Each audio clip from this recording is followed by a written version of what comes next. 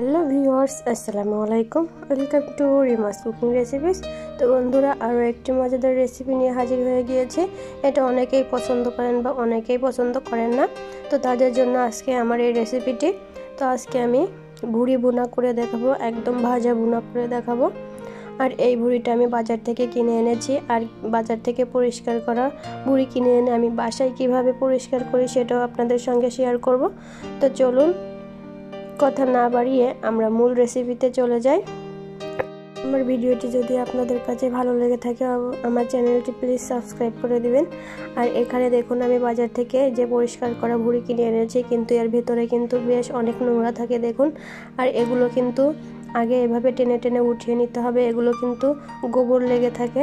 তো এগুলো কিন্তু খুব সুন্দর করে ক্লিন করে নিতে হবে, তা না হলে কিন্তু একটা বাজে গন্ধ বের হবে।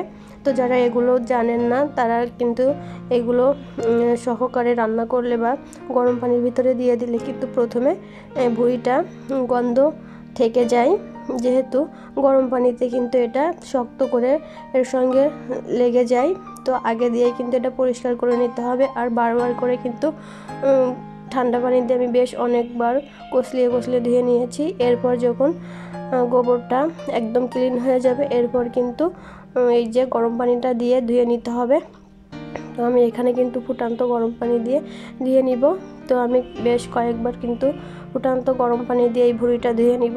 তো অবশ্যই এই প্রসেসে ভুঁড়ি ক্লিন করলে কিন্তু রান্নার পরে একদমই বাজে স্মেল আসে না, খুব সুন্দর হয় খেতে। যারা কখনো ট্রাই করেননি অবশ্যই আমার এই টিপস ফলো করে একবার রান্না করে দেখবেন।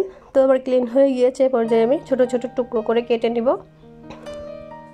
তো দেখুন আমি কিন্তু ছোট ছোট টুকরো করে কেটে নিয়েছি, দেখে নিশ্চয়ই বুঝতে পারছেন। আর এখানে প্রায় 1 কেজির একটু বেশি কিন্তু ভুঁড়ি রয়েছে। তো এখন আমি এটা ম্যারিনেট করে নেব। তো আপনারা চাইলে কিন্তু এটা কষিয়েও রান্না করতে পারেন। তো এখানে আমি দিয়ে দিব তেজপাতা, 4টা এলাচ, একটা স্টার আনিস ছোটো সাইজের, একটা বড় এলাচ, কয়েকটা গোলমরিচ, 2 টুকরা দারুচিনি আর 4-5টা লবঙ্গ দিয়ে দিব। তো আমি এটা ভুঁড়ির ভিতরে দিয়ে দিয়েছি গরম মশলাটা। এবার দিয়ে দিব স্বাদ মতো লবণ। আমি যে প্যানে রান্না করব ওই প্যানেই কিন্তু ম্যারিনেট করে নিচ্ছি। দিয়ে দিয়েছি 1 চা চামচ পরিমাণ জিরার গুঁড়া, 1 চা চামচ পরিমাণ ধনিয়া গুঁড়া,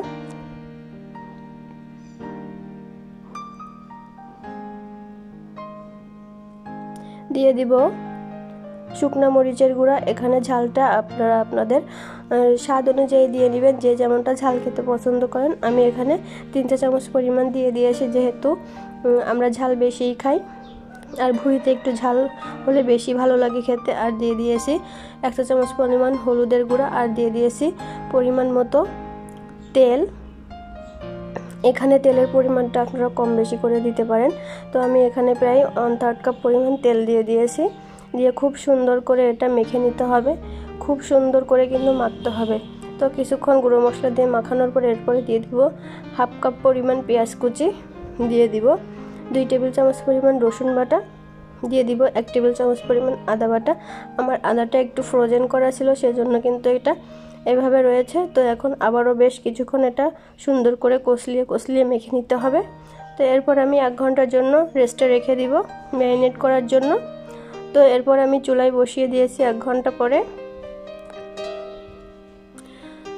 তো ঢাকনা দিয়ে দিয়েছি, দেখুন এর থেকে কিন্তু বেশ অনেকটা পরিমাণ পানি উঠে আসবে। আর এই পানিতেই কিন্তু খুব সুন্দর করে কষানো হয়ে যাবে। দেখুন কতটা পানি উঠে এসেছে, একদম ভুঁড়িগুলো কিন্তু ডুবে গিয়েছে পানির ভিতরে।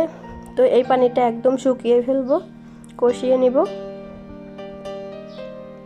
আমার ভিডিওটি যদি আপনাদের কাছে ভালো লেগে থাকে আমার চ্যানেলটি প্লিজ সাবস্ক্রাইব করে দিবেন এবং পাশে থাকা বেল আইকনটি প্রেস করে অল অপশান ক্লিক করে দিবেন। এতে করে আমি যখনই কোনো নতুন ভিডিও আপলোড করব সঙ্গে সঙ্গে কিন্তু নোটিফিকেশন পেয়ে যাবেন। আর যারা আমার ফেসবুক পেজ থেকে দেখছেন প্লিজ আমার পেজটা ফলো করে দিবেন এবং আমার পাশে থাকবেন, ভালো লাগলে শেয়ার করে দিবেন।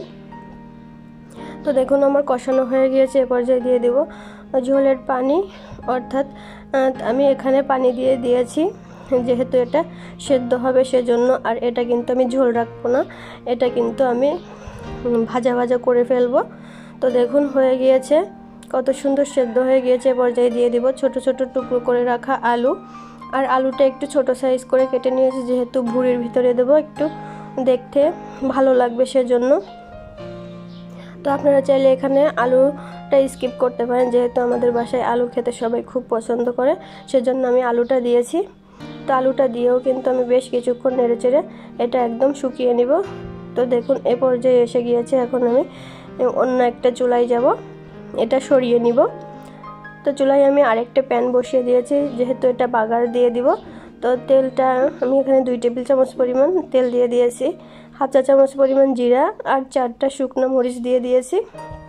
একটু ফোড়ন করে নিব, সুন্দর একটা স্মেল বের হয়ে যাবে। এখানে কিছুটা রসুন দিয়ে দিয়েছি, আর দিয়ে দিয়েছি আমি 1/2 কাপ পরিমাণ পেঁয়াজ কুচি দিয়ে খুব সুন্দর করে ভেজে নিতে হবে।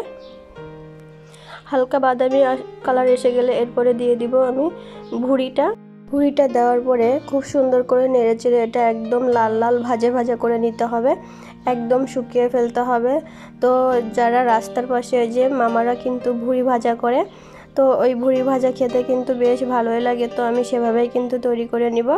তো দেখুন অনেকটা হয়ে এসেছে, আরও কিন্তু আমি একদম ভাজা ভাজা করে নিব। উপরটা একদম লাল লাল মশলাগুলো ভুঁড়ির সঙ্গে লেগে থাকবে আর লাল লাল হয়ে যাবে, এভাবে কিন্তু করে নিব। এর ভিতরে কিন্তু আমি কিছু কাঁচামরিচও অ্যাড করে দিয়েছি সুন্দর একটা ফ্লেভারের জন্য।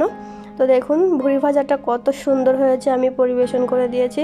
একদম কাছ থেকে দেখুন কতটা সুন্দর হয়েছে, দেখলেই মুখে পানি চলে আসবে। আর অবশ্যই আপনারা এভাবে একবার ট্রাই করে দেখবেন আর কমেন্টস করে জানাবেন কেমন হয়েছে। আর বন্ধুরা লাইক দিতে কিন্তু একদমই ভুলবেন না, কারণ আপনাদের একটা লাইক আর কমেন্টস আমাকে অনেক বেশি উৎসাহিত করে। আমার ভিডিওটি দেখার জন্য সবাইকে অসংখ্য ধন্যবাদ। আল্লাহ হাফেজ।